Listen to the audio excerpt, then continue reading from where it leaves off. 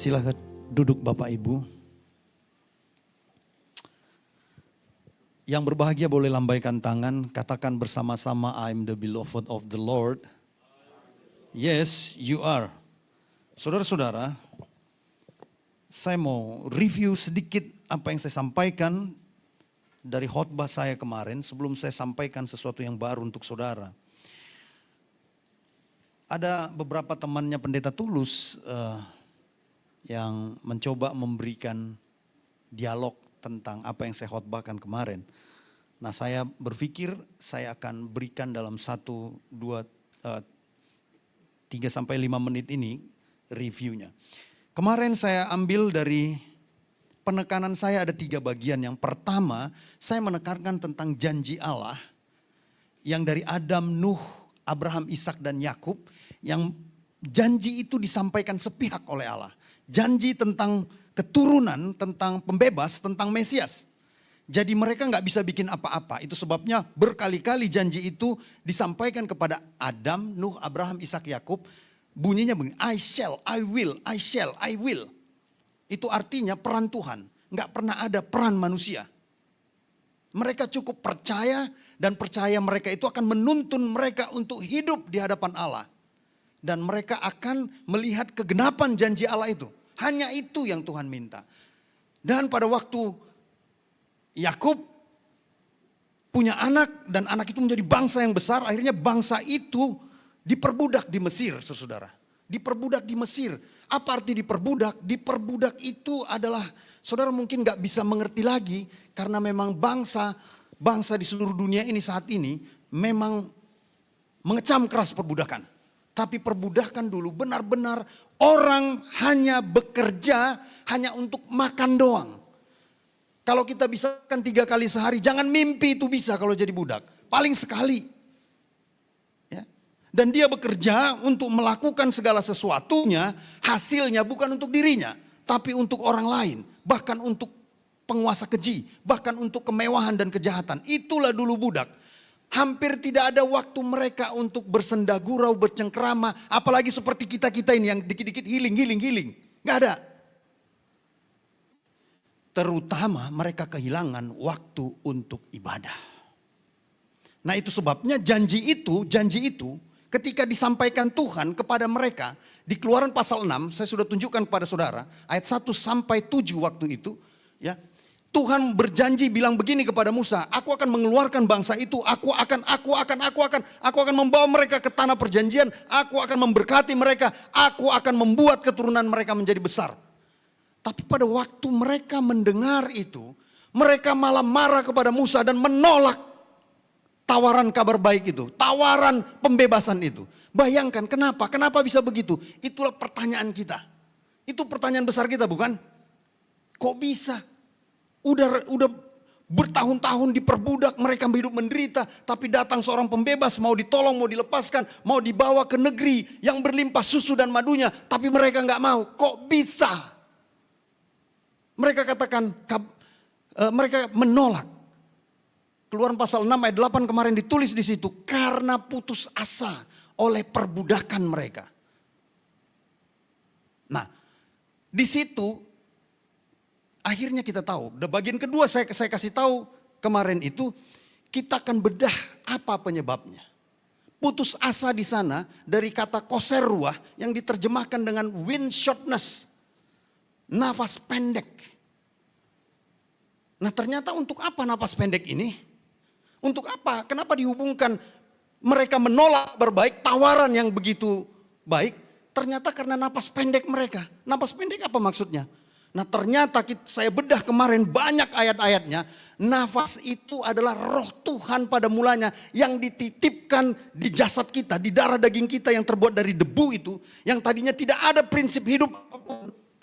Tapi karena Tuhan menghembuskan nafas, maka kehidupan ada di sana. Kita akhirnya mengerti apa itu identitas kita. Nilai-nilai yang terkandung dalam diri kita. Oleh nafas itu. Nah itulah sebabnya satu-satunya cara kita berkomunikasi dengan Allah, pulih kembali hubungan kita dengan Allah seperti semula hanya lewat nafas kita, bukan darah dan daging kita. Mau seperti apapun model penyembahan saudara, ibadah saudara, intimasi saudara kepada Tuhan. Kalau saudaranya mengandalkan gerak badan saudara, gestur saudara, semua yang ada dalam lahiria saudara, itu gak guna. Tapi seandainya pun lahiria saudara tidak bisa berbuat apa-apa lagi. Tapi masih ada nafas. Sedikit nafas di dalammu, maka kau terhubung dengan Tuhan. Amin. Hanya itu cara. Itulah arti koser ruah. Nah itu terjadi pada Esra pasal 8 ayat 9. Orang Israel juga ditawan di Babel. Diperbudak dengan amat sangat. Tetapi bedanya katanya kasih karunia Tuhan ada pada mereka. Mereka mendapat sedikit kelegaan. Kata sedikit kelegaan, saya bedah kemarin, diambil dari kata taking a breath. Bayangkan. Akhirnya apa? Taking a breath itu berarti mereka punya waktu sebentar untuk tarik nafas. Mereka akhirnya menjadi kesayangan para punggawa-punggawa. Kesayangan pada raja-raja Media dan Persia. Mereka bisa hidup berkualitas. Berbeda dengan orang Israel. Nah saya mau katakan begini. Nafas ternyata dipakai untuk ibadah kita. Sama-sama katakan untuk ibadah. Yes. Itu sebabnya. Saya mau katakan pada saudara. Kenapa Doni kemarin saya sambut, saya lupa itu, menekankan itu. Memang tidak ada perbudakan lagi seperti dulu. Tapi boleh jadi kita jadi budak dari pekerjaan kita. Budak dari ambisi-ambisi kita. Budak dari harapan-harapan dan impian kita. Sehingga kita tidak punya waktu untuk beribadah. Dengar baik saudara, semua yang merasa ibadah itu hanya pribadi, saudara keliru.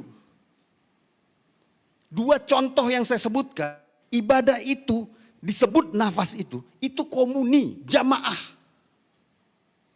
Saya cuma mau bilang begini kepada saudara, sedangkan satu orang saya menarik nafasnya, beribadah terhubung dengan Tuhan, banyak berkat yang terjadi, apalagi kalau berkomuni. Apalagi kalau berjamaah. Amin. Itu sebabnya kita praktekkan di sini. Untuk menyadari nafas kita, mengolah nafas kita dan mengontrol nafas kita. Sebagai alat komunikasi kita dengan Tuhan. Itulah artinya kita hidup di dalam roh Allah. Bayangkan kalau kita semua punya di frekuensi yang sama. Apa yang terjadi? Kualitas hidup terjadi. Mujizat terjadi, berkat terjadi, kelepasan terjadi, rezeki terjadi, keuntungan terjadi, kesehatan melimpah terjadi. Jadi jangan pernah tolak komuni. Komuni memang diciptakan Tuhan. Ketika kita dibentuk, itu menjadi genetik kita. Kita nggak bisa sendiri.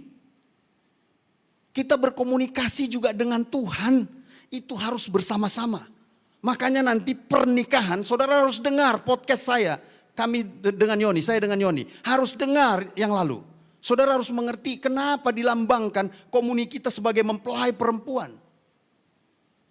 Kita harus tetap berhubungan intim seperti seorang suami dan istri. Nah, sampai di situ saudara paham? Itu penekanan saya. Nah, itu sebabnya. Dari mulai Keluaran pasal 6 itu, karena mereka tolak Musa, akhirnya Tuhan beradaptasi. Karena mereka terlalu sudah berat hidupnya, diperbudak oleh pekerjaan mereka. Diperbudak oleh kekuasaan Firaun yang benar-benar tidak memberi mereka ruang-ruang untuk menyembah Tuhan mereka. Itu sebabnya Musa setiap mengasih tulah. Jadi ada 10 tulah. 10 kali Musa katakan, lepaskan bangsa ini supaya kami beribadah. Beribadah. Taking a breath. Oke? Nah, tapi mereka udah terbentuk mentalnya seperti budak. Tahu mental budak apa? Seperti apa mental budak? Dia akan bilang begini. Dia akan berpikir selalu kalau dia nggak kerja keras dia nggak makan. Dia nggak mendapat apa-apa. Dia selalu perhitungan matematis sebab akibat secara fisik. Itu sebabnya saya mau ingatkan pada saudara. Kalau saudara bekerja hanya ingin mendapat gaji, nggak ada bedanya dengan keadaan ini. Karena gaji, definisi gaji, kamu kerjakan 10, kamu dapat 10. Betul nggak? Kamu kerjakan 5, kamu dapat 5. Betul? Itu sebabnya jangan pakai definisi itu. Pakai definisi kasih karunia. Ini hanya datang selama kita menggunakan nafas kita sebagai alat intimasi kita kepada Tuhan. Definisi kasih karunia seperti yang terjadi yang diucapkan oleh Yesus. Kamu kerjakan 1, kamu bisa hasil 10. Amin. Kamu kerjakan 10, kamu bisa hasil 100. Enggak selamanya harus apa yang kita kerjakan secara hitungan matematis. Tapi kalau kita hidup dalam kasih karunia Tuhan, maka Dia bisa melipat gandakan apapun yang kita kerjakan. Yang sedikit jadi banyak, yang banyak jadi berlimpah. Yang sepakat katakan amin. Itu dia. Jadi budak begitu. Jadi itu sebabnya, dan budak itu punya mental begini. Dia nggak akan bisa lakukan apa-apa. Dan nggak mau lakukan apa-apa. Bukan juga nggak bisa, tapi nggak mau lakukan apa-apa tanpa perintah. Siapa yang bekerja modelnya begitu? Dia berbuat baik karena diperintah. Dia tidak berbuat jahat karena dilarang. Itu mental budak. Begitulah budak seterusnya selamanya. Karena dia nggak punya waktu untuk mengambil sedikit kelegaan. To contemplate. Untuk bicara deep di dalam hatinya. Dia nggak punya deep talk bicara kepada dirinya sendiri. Nggak punya waktu. Sehingga nggak ada hikmat di dalam dirinya. Dia akan berpikir seperti itu, konsekuensi logis. Jadi semua budak berpikir itu. Maka coba lihat, nggak heran Tuhan mulai dari akhirnya pada ayat 15, 16, 17, 18. Sorry, pada pasal 15, 16, 17, 18. Tuhan tahu harus bagaimana. Ngomong sama budak-budak ini. Dia nggak mungkin lagi ngomong pakai iman. Dia nggak mau lagi stimulus bangsa ini supaya pakai iman seperti dia ngomong kepada Adam, Nuh, Abraham, Ishak dan Yakub. Maka dia pakai konsekuensi logis. Dia pakai perintah, larangan, ketetapan dan ketentuan. Dia harus perintah bangsa ini dan benar nyambung. Baru nyambung. Tuhan akhirnya turunkan frekuensinya dulu. Dia sampai ke level yang paling rendah dari umat manusia. Maunya Tuhan sekali ngomong, orang percaya. Tapi akhirnya Tuhan pakai perintah larangan, ketetapan ketentuan, hukum Taurat. Karena mereka bermental budak. Tuhan turunkan levelnya. Disambut sama mereka, saya udah bacakan kemarin. Keluaran 19 ayat 6. Mereka bilang, mereka malah nantangin Tuhan, bilang pada Musa, bilang sama Tuhan, kami siap melakukan semua perintahnya. Mental budak, betul? Setelah diperintah baru dia mau lakukan itu. Dan akhirnya Tuhan turunkan the 10 commandment. 10 hukum, perintah dan larangannya. Ada 2 perdebatan para Bible scholar. Ketetapan dan ketentuan yang banyak itu, yang ribuan itu. Itu nanti mungkin nyusul ditulis oleh imam-imam. Atau sudah ditulis Musa dulu di situ. Dan diberikan sebagai klausul perjanjian kepada bangsa Israel. Itulah sebabnya disebut sebagai perjanjian kepada nenek moyangmu pada waktu aku keluarkan mereka dari Mesir. Ingat, spesifik, hanya pada waktu keluar dari Mesir. Bukan kepada Abraham, bukan kepada Adam, Nuh, Abraham, Ishak dan Yakub. Beda. Itu sebabnya nanti dalam Yeremia pasal 31. Tuhan akhirnya turunkan lagi karunia-Nya. Dia bilang, aku akan mengadakan perjanjian baru. Yang bukan seperti ku berikan kepada nenek moyangmu. Jadi dia kembalikan lagi perjanjian kasih karunia. Seperti yang dia utarakan kepada Adam, Nuh, Abraham, Ishak dan Yakub. Dia bilang, aku akan menaruh hukumku. Di mana? Bukan lagi di loh batu, tapi di loh batin. Artinya apa? Kau harus tangkap kembali dengan iman. Maka Tuhan bilang dalam Yeremia pasal 31. I will. Aku akan kembali klausul seperti semula. Perjanjian sepihak. Nah seharusnya kita pegang perjanjian yang ini.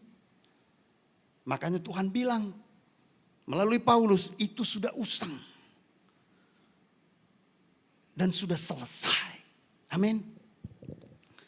Oke, baik. Sampai di situ. John, boleh tampilkan slide saya. Saudara, itu sebabnya kenapa gereja dibentuk Tuhan. Nggak ada tujuan lain. Kecuali untuk mengenal firman-Nya. Sama-sama katakan mengenal firman-Nya. Nah. Oke. Boleh saya pegang itunya? Nah. Saudara buka Yohanes pasal 6. Itu ada kisah yang pertama, di ayat pertama, Yesus memberi makan 5.000 orang. Lalu ada cerita yang lain, lalu masuk lagi kepada ayat 26 ini. Akhirnya orang berbondong-bondong mencari Yesus setelah mujizat 5 roti dan 2 ikan. Ya, coba ini perhatikan. Mereka mencari, tapi ketika mereka ketemu Yesus di seberang Danau Galilea, Yesus jawab mereka, aku berkata kepadamu sesungguhnya kamu mencari aku, bukan karena kamu telah melihat tanda-tanda, semeion. Bukan karena kamu melihat mujizat. Bukan karena kamu melihat bahwa sebetulnya aku orang yang tidak biasa. Melainkan karena kamu telah makan roti itu dan kamu kenyang.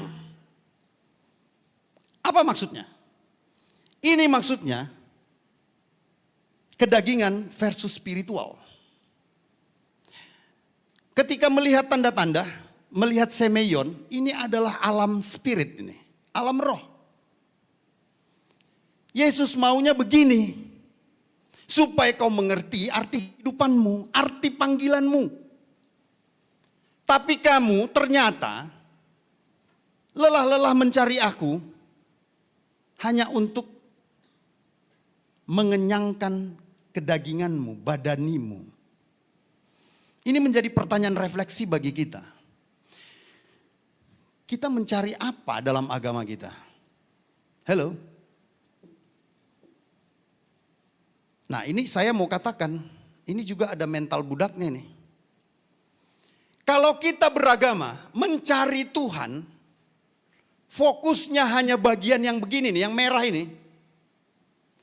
Supaya kita untung, supaya kita diberkati, supaya ada rejeki, supaya kita aman-aman saja. Semua urusan-urusan lahiriah, semua hal-hal yang memberi kebutuhan fisik kita. Maka ini pertanyaan kritis yang tajam yang disampaikan Yesus juga kepada kita. Apa yang kita cari? Kita cari Yesus untuk apa?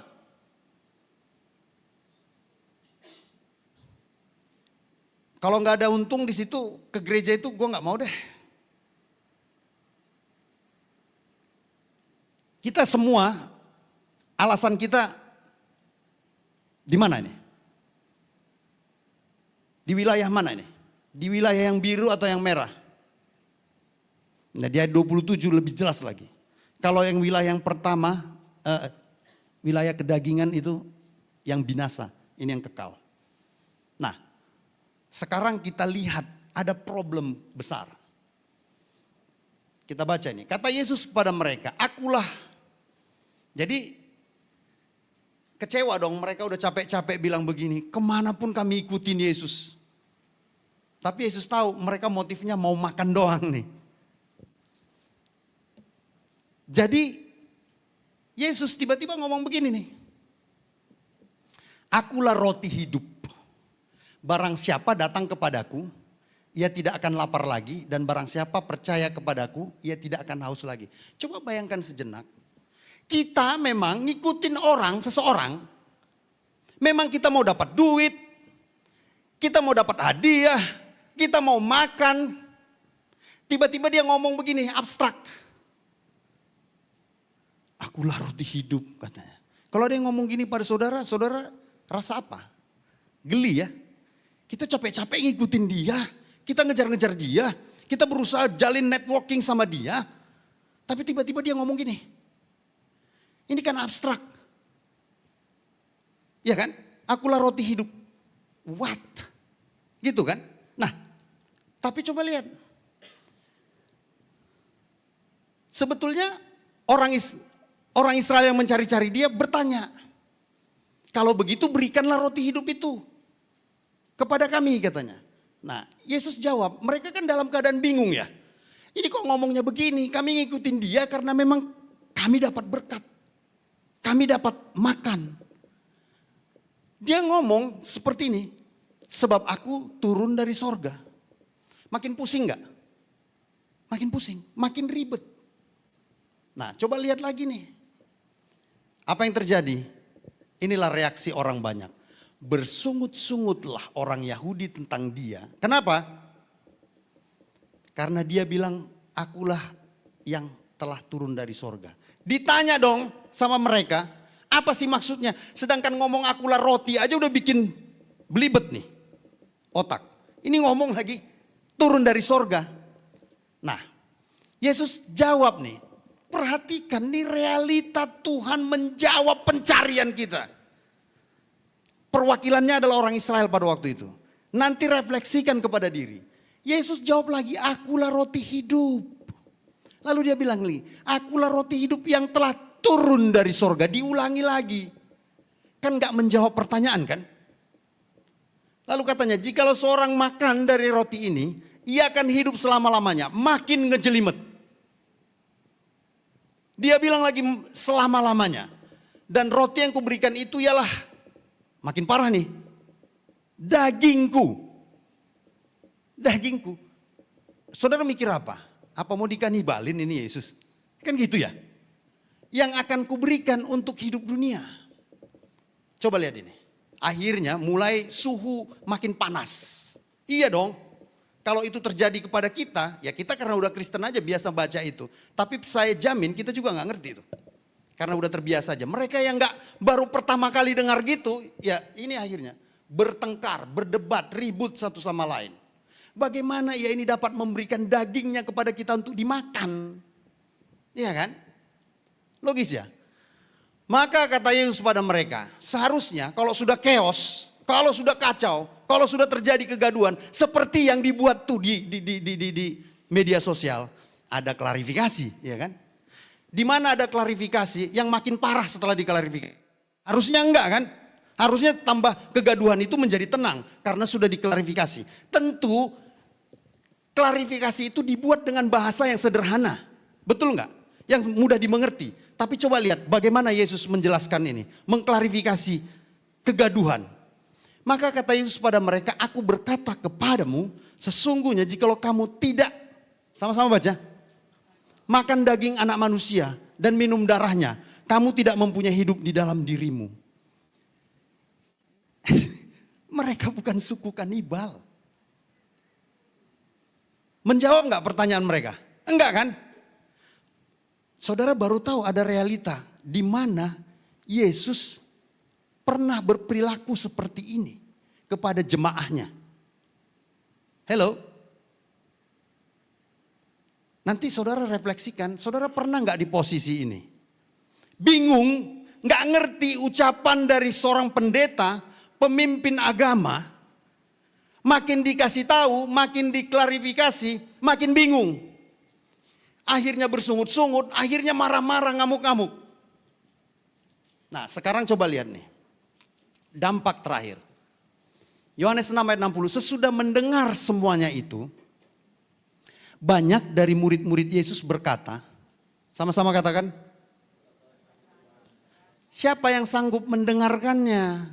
Nah kita mau bedah perkataan keras itu dari beberapa terjemahan yang proper ke bahasa aslinya. Ini dia.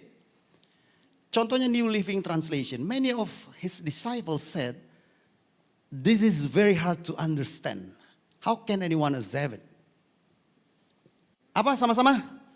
Very hard to understand. Hello? Apa artinya? Sulit dimengerti. Ini Berean Standard Bible.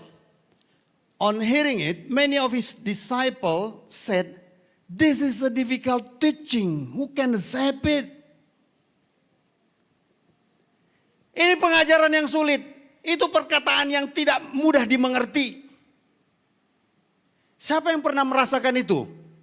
Saya harus tanya pada saudara, karena Yesus teladan kita, di satu masa seperti ini pernah berperilaku seperti ini, dan akhirnya keadaan itu seperti ini. Saudara pernah nggak ngalami ketika saya khotbah, saudara mengalami ini, ngomong perkataan ini keras, atau very hard to understand. Hah? Ini pengajaran yang sulit. Ayo dong, berapa banyak? Nggak mungkin nggak ada. Saya itu terkenal agak belibet. Masih ingat ya peristiwa itu ya?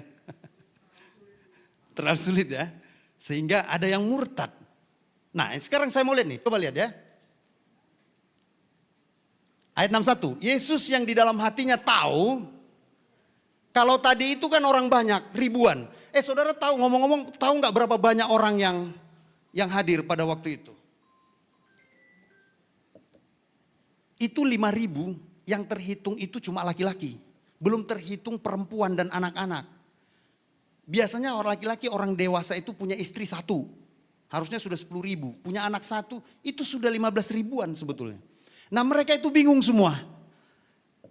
Biasanya gini Pak John. Ya itu kan orang lain, kita yang udah dengar biasa pendeta manuntun udah ngerti kita.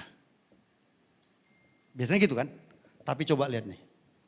Murid-murid udah bersama dengan dia beberapa bulan lamanya. Tapi sekarang giliran murid-murid di ayat 61. Murid-muridnya pun bersungut-sungut. 12 murid bersungut-sungut. Dia bilang adakah perkataan itu menggoncang. Akhirnya Yesus bilang nih. Adakah perkataan itu menggoncangkan imanmu? Hello.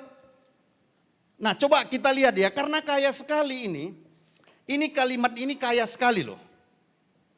Ungkapan ini. Ini beda banget ini. Nah sekarang kita lihat ini dalam beberapa terjemahan. New American Bible. Does this shock you? Apa artinya? Apa bikin kaget lu enggak? Ini New Revised Standard Version. Does this offend you? Apa arti offend you? Menyakitimu? Does this cause you stumble? Apa stumble? Jadi tersandung. Does this suffer you? Apa ini suffer? Mengecam. Does this offend you? Sama. Does this make you want to give up? Apa artinya? Apakah itu bikin kamu akan menyerah? Coba ini terjemahan dalam, ini Alkitab Bahasa Indonesia. Ada belasan sekarang Alkitab terjemahan bahasa Indonesia dalam berbagai versi. Coba lihat. Apakah kamu tersinggung? Tidak senang? Tidak mau percaya lagi? Menjadi ragu? Ada yang tulis kesal hati loh ND ini. Kecewa dan menolak aku. Itu sebabnya saya mau katakan, saya udah antisipasi ini. Karena saya tahu, saya belajar dengan sungguh-sungguh bahwa mimbar agama, khususnya mimbar orang Kristen, hanya digunakan yang paling utama untuk menyampaikan pengajaran firman. Tapi tantangannya sering di sini. Oke? Karena tidak mengerti pengajaran itu, atau ini ungkapan-ungkapannya. Menjadi tersinggung, tidak senang, tidak mau percaya lagi, menjadi ragu, kesal hati, kecewa dan menolak. Nah sekarang coba lihat ini. Ini efek terakhir. Mulai dari waktu itu banyak murid-muridnya apa? Mengundurkan diri dan tidak lagi mengikut dia. Banyak, saudara tahu kata banyak di situ itu terbukti nanti. Pada waktu hari Pentakosta, dari belasan ribu itu yang tetap bersama hanya 120 orang. Pada murtad, pada meninggalkan dia. Dalam New International Version ini, no longer follow him, tidak mengikuti dia lagi. Turn away and deserted him. Turn back and no longer walk with him. Turn back and no longer accompany him. Nggak mau nemani dia lagi. Lihat. Nah sekarang kita mau lihat, sebetulnya apa maksud Yesus? Ini, jangan-jangan saudara nggak tahu nih, saya mau tanya hal sederhana. Berapa kali Yesus menduplikasi atau memultiplikasi roti menjadi banyak? 2 kali. 1 untuk 5.000 orang, 1 4.000 orang. Nah, ini dia peristiwanya. Perhatikan ini peristiwa yang pertama. Ini dari perspektif Rasul Markus. Ya kan? Dalam Markus pasal 6. Ini nanti, ini yang 5.000, ini yang 4.000. Coba lihat. Di situ ditulis gini. Kemudian orang mengumpulkan potongan-potongan roti 12 bakul penuh selain daripada sisa ikan. Yang ikut makan roti itu ada berapa? 5.000 orang laki-laki. Sebab sesudah peristiwa itu, perhatikan. Mereka belum juga mengerti dan hati mereka tetap degil. Enggak ngerti, degil pula. Hello? Enggak ngerti, degil pula. Nah, terjadi yang kedua kali. Setelah yang ke-4.000. Lalu Yesus memperingatkan mereka, katanya, berjaga-jagalah dan awaslah terhadap ragi orang Farisi dan ragi Herodes. Maka mereka berpikir dan seorang berkata kepada yang lain, itu dikatakannya karena kita tidak punya roti. Dan ketika Yesus mengetahui apa yang mereka perbincangkan, ia berkata, mengapa kamu memperbincangkan soal tidak ada roti? Belum juga kamu faham dan mengerti? Telah degilkah hatimu? Bahasa Bataknya tulang jugul. Stubborn. Kita mau tahu ini. Sekarang perhatikan, kayaknya sudah ada tanda-tanda hampir terjawab nih. Sebetulnya Yesus ngomong apa sih? Nih. Waktu dia bilang ragi orang Farisi, ragi Herodes, mereka respon dengan roti. Tapi Yesus juga enggak ngerti ini. Enggak ngerti mujizat 5 roti dan 2 ikan. Mujizat 4 roti dan 7 ikan. 2 kali loh. Enggak ngerti. Jangan-jangan kekristenan hari ini pun enggak ngerti juga walaupun udah ditulis di sini. Makanya saya khotbah ini. Sekarang setelah setahun kemudian. Lama gak setahun saudara? Setahun lebih. Barulah mereka mengerti. Nah perhatikan nih. Dan ketika Yesus mengetahui apa yang mereka perbincangkan. Ia berkata, mengapa kamu memperbincangkan soal tidak ada roti? Hai orang-orang yang... Berarti ada penyebab nih. Mereka gak ngerti tentang apa makna roti yang Yesus ucapkan. Karena apa? Sama-sama katakan. Iya. Belum juga kamu mengerti. Tidak kamu ingat lagi akan 5 roti untuk 5.000 orang dan berapa bakul kamu kumpulkan kemudian. Ataupun akan 7 roti untuk 4.000 orang dan berapa bakul kamu kumpulkan kemudian. Bagaimana mungkin kamu tidak mengerti bahwa bukan roti yang kumaksudkan. Aku berkata kepadamu, waspadalah terhadap ragi orang Farisi dan Saduki. Kalau tadi ragi Farisi dan Herodes. Sekarang ketika itu barulah mereka mengerti bahwa bukan maksudnya supaya mereka waspada terhadap roti, melainkan terhadap ajaran orang Farisi dan Saduki. Jadi roti, setiap Yesus ngomong roti, dia nggak ngomong kedagingan. Setiap Yesus ngomong roti, dia nggak ngomong soal fisikal. Realm, wilayah-wilayah fisik. Tapi dia bicara yang melampaui ruang dan waktu, materi dan fisik. Dia bicara tentang roh. Apa itu? Ajaran. Amin. Saudara paham sampai di sini? Nah sekarang coba lihat lagi lebih. Dari awal sebetulnya waktu perdebatan itu, gerem sebetulnya orang Yahudi lihat Yesus. Waktu berdebat di Yohanes pasal 6 itu. Mereka akhirnya banggakan Musa. Seakan-akan gini. Aduh kita aja punya pimpinan hebat seperti Musa. Pernah ngasih nenek moyang kita makan roti dari langit. Mana namanya? Nggak gitu-gitu banget. Yesus jawab nih. Nah, ini nih. Aku berkata kepadamu, sungguhnya bukan Musa yang memberi kamu roti dari sorga, melainkan Bapakku. Ya kan? Mereka lupa membaca Ulangan 8 ayat 3. Cerita tentang kenapa Tuhan memberi mereka makan roti dari surga atau mana. Supaya saudara tahu inilah dia. Jadi ia, itu Allah, merendahkan hatimu, membiarkan engkau lapar dan memberi engkau makan mana yang tidak kau kenal dan yang juga tidak dikenal oleh nenek moyangmu, untuk membuat engkau sama-sama katakan mengerti. Dengar saudara, unsur mengerti, unsur understanding adalah unsur saudara beribadah. Kalau tidak, nanti kita lihat apa dampaknya. Tetapi manusia hidup dari apa?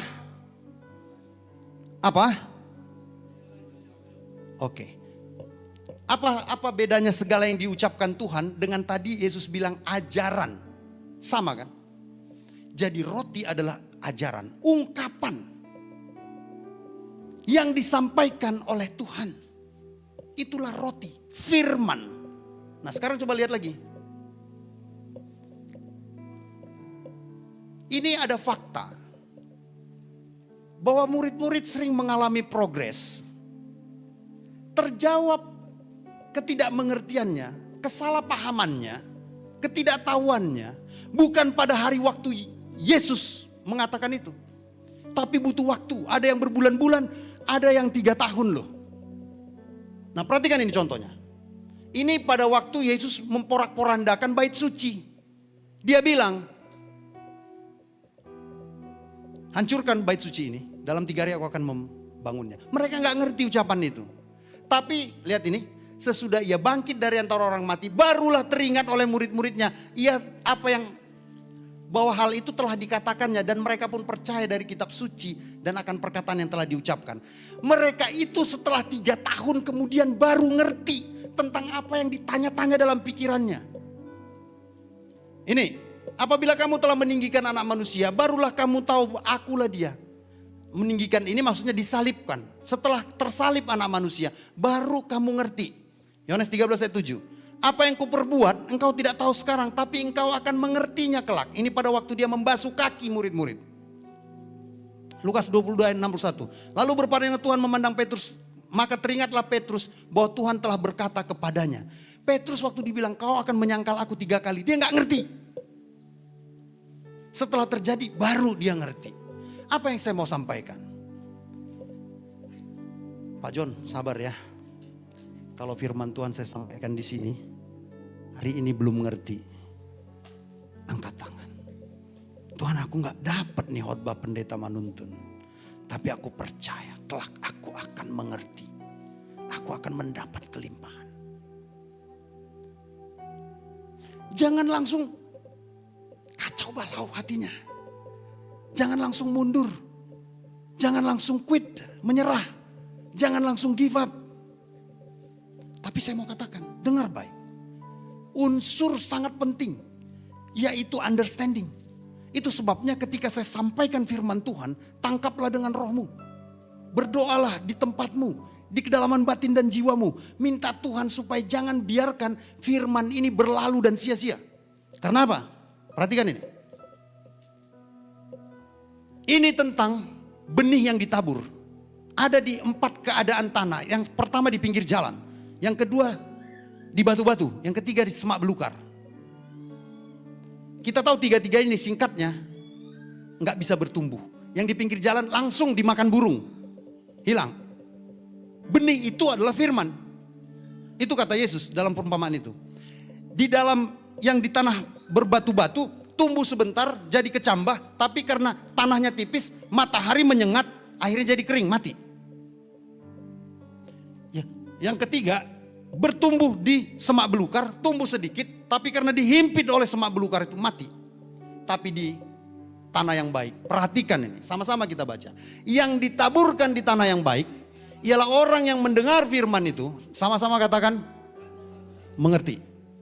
Dan karena itu ia berbuah. Ada yang 100 kali lipat, ada yang 60 kali lipat, ada yang 30 kali lipat. Mengerti, understanding, menuntun kita untuk menerima buah. Amin. Yesus menjawab mereka, kamu sesat. Kenapa sesat? Jadi sesat karena mengerti atau karena nggak ngerti? Kok orang sebut-sebut saya sesat terus?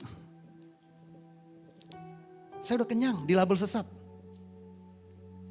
Dia yang nggak ngerti, saya yang dibilang sesat. Ada di antara kita seperti itu. Ini pendeta lain ini. Gak ngerti gue apa yang dibilangnya. Kemarin saya bersaksi karena kegirangan sukacita. Saya bikin di video, di Facebook. Ada orang yang bilang begitu.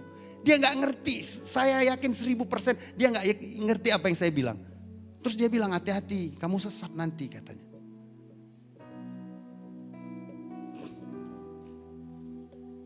Tapi dengar, apakah mengerti maksudnya intelektualitas? Kapasitas dari rasionalitas kita? Boleh jadi. Boleh jadi. Karena itu anugerah Tuhan. Kalau kita diberikan kemampuan untuk berpikir, untuk menyelidiki, untuk mengobservasi, memverifikasi, memvalidasi, gunakan. Tapi saya mau katakan, rasionalitas, intelektualitas nggak berlaku di alam roh. Masalahnya, semua yang diomongin Yesus, itu bukan wilayah fisik, itu wilayah roh.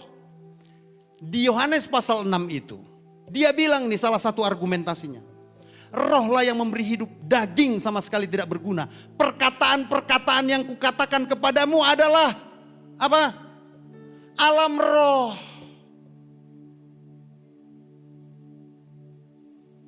Saudara pasti masih bingung, selalu saya katakan alam roh seperti apa? Jangan kejar alam roh. Jangan kejar, maksudnya kamu semakin menggunakan intelektualitas, rasionalitas, makin menjauh. Tapi pertama, percaya dulu. Right believing will lead you to right living. Amin. Kamu percaya dulu bahwa alam roh itu berbeda dengan alam fisik kita ini. Dia bisa membalik-balikkan semua apa yang kita pikir itu sesuai dengan logika dan nalar kita. Ini luar biasa. Nah, satu-satunya kunci untuk masuk ke dalam alam roh, gunakan nafas kita. Hari ini belum ada efek, gak apa-apa. Percaya aja dulu, jangan bersungut. Jangan quit, jangan menyerah. Jangan mengeluh, nanti Tuhan ajar. Hari ini masih diperdengarkan kepadamu, masih diwartakan, diberitakan. Kayaknya pendeta-pendeta ngomong itu masuk ke telinga kanan saya, pas di luar gereja nanti keluar dari kiri. Atau sebagian orang ada yang masuk ke kanan, dikeluarin di kiri. No. Tenang aja. Kalau saya ngomong begini, ini permulaan. Kita TFC harus beda. Dan semua relasi, semua yang pernah menyentuh hadirat Tuhan di dalam jamaah ini, di TFC ini, harus sampai ke dimensi ini.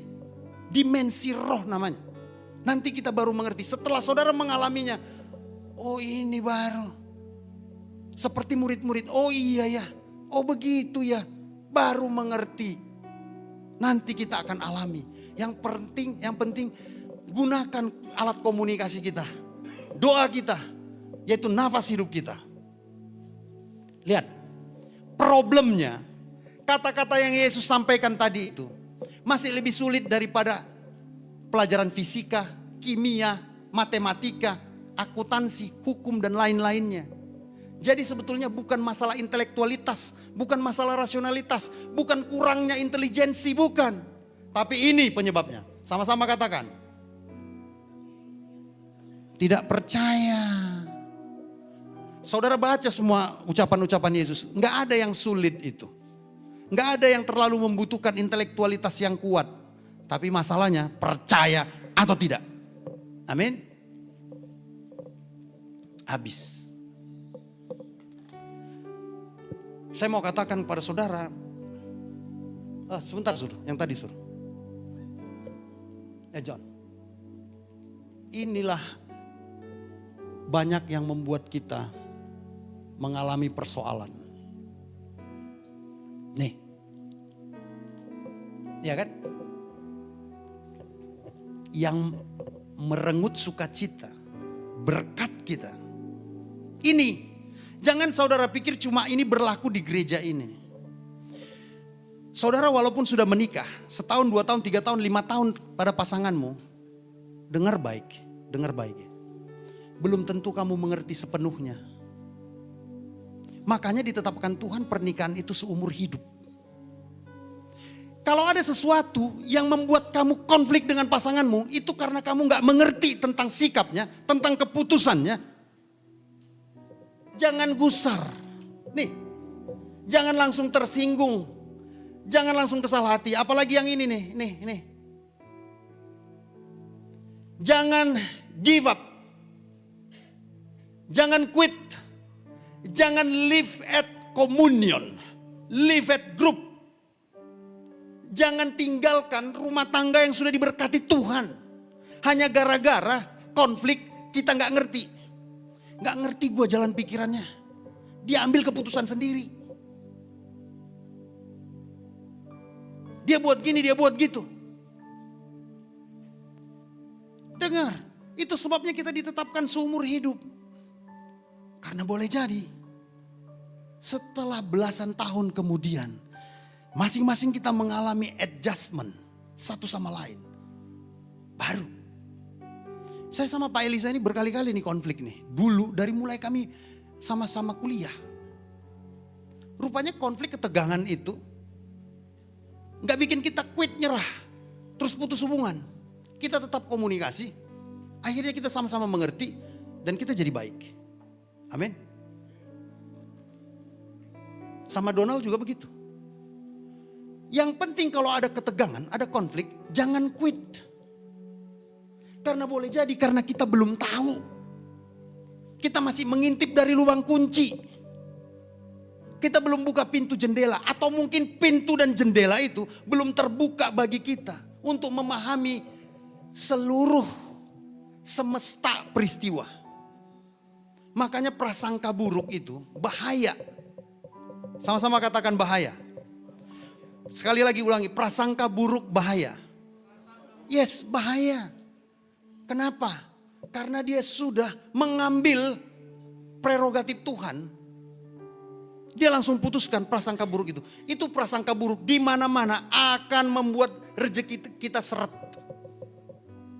Prasangka buruk akan mendatangkan sakit penyakit. Prasangka buruk akan membuat apa yang sudah kita bangun, bisnis kita, perusahaan kita, itu bisa bankrupt. Hati-hati dengan prasangka buruk. Karena masih ada ruang dan waktu untuk improvement.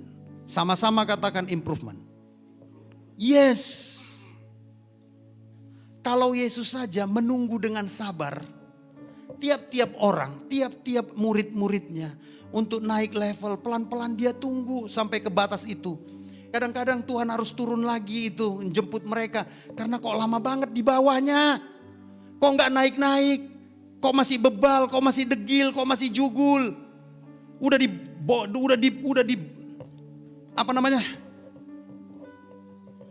Dibanting-banting oleh masalah, masih gak ngerti juga, masih gak nengok juga ke atas, masih belum sadar juga tentang keadaannya. Dikirim masalah yang lebih berat, masih gitu juga. Akhirnya Tuhan kasih berkat dulu. Berkat juga disalahgunakan. Dia pikir Tuhan wajib ngasih berkat sama dia, masih belum balik dia. Tuhan sabar. Ayo, kalau Tuhan aja sabar sama kita, sama kebodohan kita, sama kelemahan kita, sama kekurangan kita, sama semua sifat-sifat jelek kita. Kok kita gak sabar sama pasangan kita, sama orang di gereja kita, sama saudara kita? Sabar. Sabar maksudnya bukan jadi akhirnya saudara jadi ngomong lembut, bukan begitu. Tapi saudara memberi kesempatan pada dia untuk berbenah. Jangan tolak dia. Once kalau dia datang kembali, peluk dia. Amin.